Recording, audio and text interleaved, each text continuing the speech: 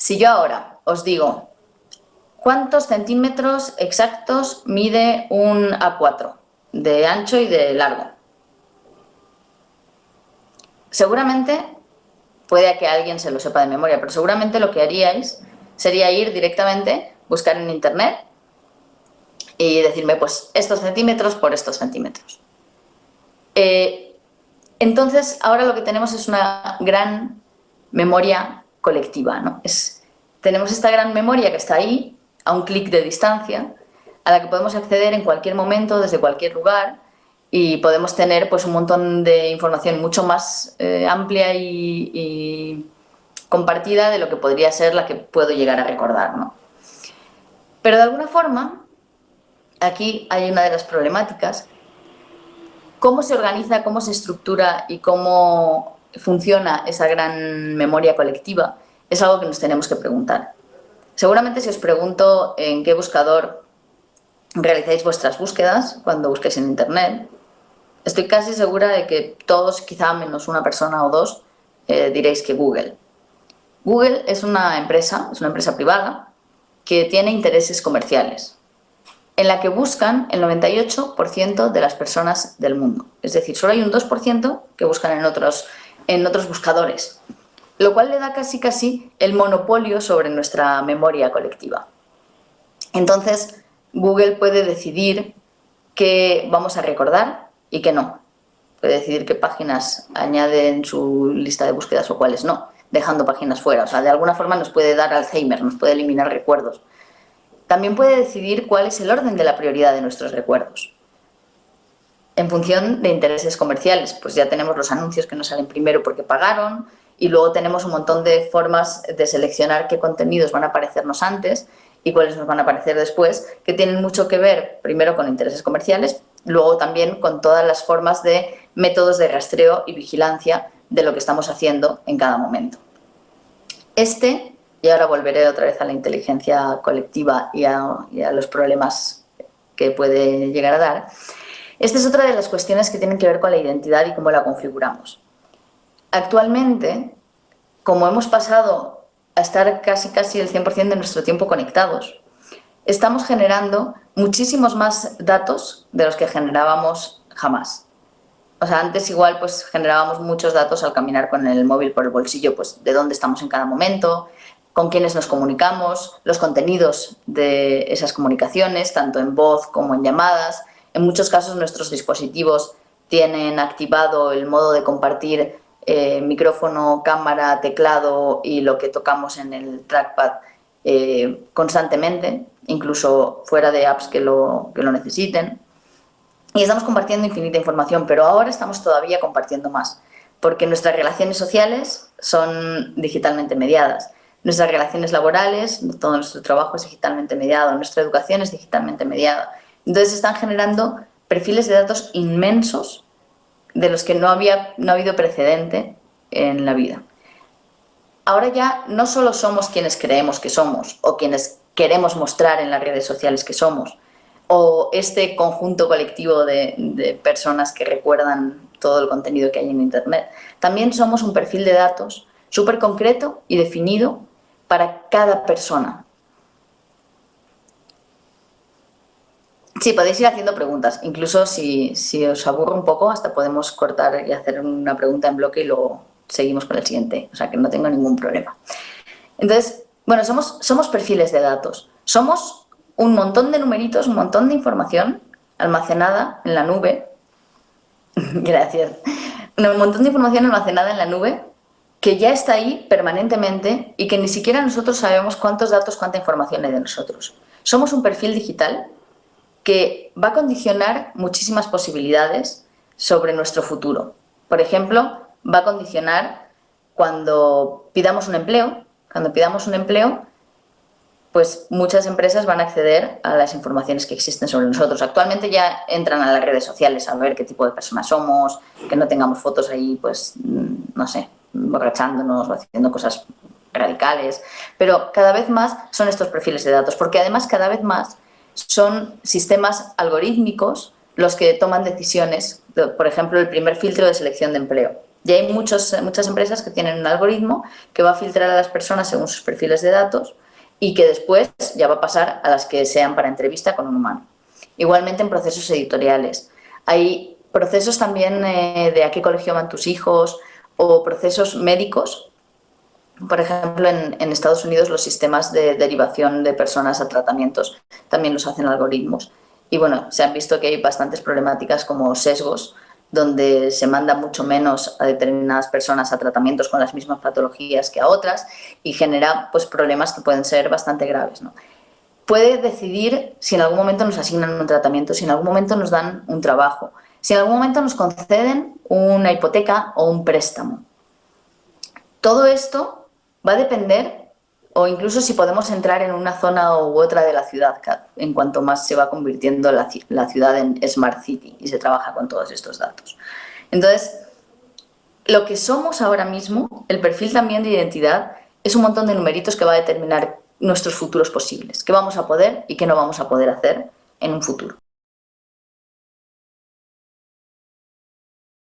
Hay un ejercicio que me gusta mucho, yo doy clases de ética de la tecnología y hay un ejercicio que me gusta muchísimo ponerles a mis alumnos, no lo vamos a hacer aquí, pero os lo voy a contar, que es justo por esta lógica de pensar en qué es lo que vamos a hacer o en el potencial que tenemos nosotros también en cambiar lo que va a ser el futuro, que es imaginar tendencias que estamos sobre cosas que hemos modificado a raíz de la pandemia, que tienen que ver con tecnologías, y proyectarlas en el futuro, imaginando que todo el mundo toma las mismas decisiones que estamos tomando nosotros, que se generalizan y para ver hacia dónde nos llevamos, ¿no? Para ver hacia dónde nos llevan estas decisiones. Entonces, por ejemplo, si pensamos en que hay una gran posibilidad ahora que se ha abierto, que muchas empresas han adoptado y que seguramente después de la pandemia permanezca, que es la posibilidad de teletrabajar, podemos imaginarnos un mundo donde quizá las ciudades no tengan tanto peso, donde podamos estar trabajando desde lugares muy diferentes, donde se repueblen quizá toda la España vaciada, todos los espacios que se fueron despoblando para aglutinarse dentro de la ciudad, que era donde está el trabajo. Se puede revertir ese proceso, se pueden generar también posibilidades donde estemos trabajando más cerca de la naturaleza, quizá más ecológicas, donde podamos tener además pues, nuestro huerto y estar trabajando en un lugar donde se reduzcan los desplazamientos. Las propias ciudades pueden quedar mucho más libres de tráfico si estamos reduciendo un montón de tráfico para ir a trabajar. Entonces, de alguna forma, podemos tener posibilidades como muy, muy interesantes a raíz de la digitalización, pero aunque en la pandemia se habló mucho de pues, la naturaleza recuperándose porque paró muchísima de la actividad y que pues, todo al pasar a digital es más ecológico, en realidad no tenemos que dejar de tener en cuenta que lo digital también es material, que la nube pues no es la nube, son ordenadores de otras personas, o sea, son servidores con un peso o un tamaño específico que consumen una energía, que están también generando una huella de carbono, que los dispositivos que estamos utilizando para conectarnos y que cambiamos cada año porque la propia compañía nos lo regala, tienen materiales que son escasos, como por ejemplo el coltán, que para su extracción se generan en condiciones bastante terribles. Por un lado tenemos toda la guerra de República Democrática del Congo, que es el primer exportador de coltán del mundo, con Ruanda, su país vecino, que es el segundo exportador de coltán en el mundo cuando no tiene coltán en su suelo, que por ejemplo también en las minas de coltán trabajan 40.000 niños en condiciones de esclavitud o sin esclavitud, donde la media es de un minero muerto al día. Es decir, no olvidemos también, aunque evidentemente el mundo digital nos puede permitir tener unas posibilidades de vida y existencia con una menor huella, no olvidemos que la huella existe, aunque pueda ser menor, y que las condiciones y la materialidad de los espacios digitales tienen que tenerse en cuenta. Actualmente, por ejemplo, la Unión Europea está tomando medidas y está estableciendo regulaciones. La última, bastante interesante, es contra la obsolescencia programada, también teniendo en cuenta el derecho a reparación, donde pues una empresa que genere un dispositivo tiene que tener las piezas para repararlos disponibles por lo menos en los 7 años siguientes. Y creo que es muy importante porque si queremos, o sea, sí podemos ser más ecológicos a través de la tecnología, pero necesitamos también establecer unas formas que no sean las que está habiendo ahora de flujo de producción-consumo tecnológico. Estas formas de convertir los productos en un servicio, por ejemplo, Airbnb es la mayor cadena hotelera del mundo sin disponer de un solo edificio. Uber es una de las empresas de taxis más fructíferas sin tener un solo vehículo. Y así, ¿no? Como toda esta generación o todos los repartidores, los riders que reparten comida a domicilio, todo esto que se ha convertido en lugar de una empresa con personas contratadas, tener una app que lo que hace simplemente es conectar a personas y llevarse unos intereses por ellos, genera condiciones de trabajo tremendamente precarias, trabajadores despolitizados, que no pueden conectar entre ellos, que es muy difícil que puedan reclamar sus derechos. Actualmente en España hemos podido ver cómo hay normativas que se están implementando para prevenir esto, como por ejemplo que ya muchos trabajadores se ha demostrado que eran falsos autónomos y ahora pueden tener derechos laborales. Pero en general creo que es muy importante que tengamos en cuenta cómo nuestros hábitos de consumo están llevando a cabo, están generando posibilidades de autodestrucción. Quiero decir que si empezamos a comprar todo en Amazon y dejamos que mueran las tienditas de nuestros barrios, si empezamos a pedir todo en Rappi y una gran cantidad de los intereses del gasto que hacemos se lo lleva a una gran transnacional, estamos llevando nuestro dinero fuera del país, lejos de nosotros, y a empresas que practican prácticas también muy poco éticas a través de estas posibilidades que les ha brindado también el mundo digital y a través de esta cuestión que nos hemos encontrado ahora en pandemia, que es estar encerrados, pues vamos a pedirlo todo por la app más fácil, ¿no? También se está rompiendo esa frontera entre ocio y trabajo o incluso consumo y producción, porque cada vez que estamos navegando, viendo pelis en Netflix, estamos generando un montón de datos que son la base de esa industria que va a utilizar esos datos después para decidir qué es lo que vamos a recordar y qué es lo que no, o cómo se van a dar nuestras relaciones.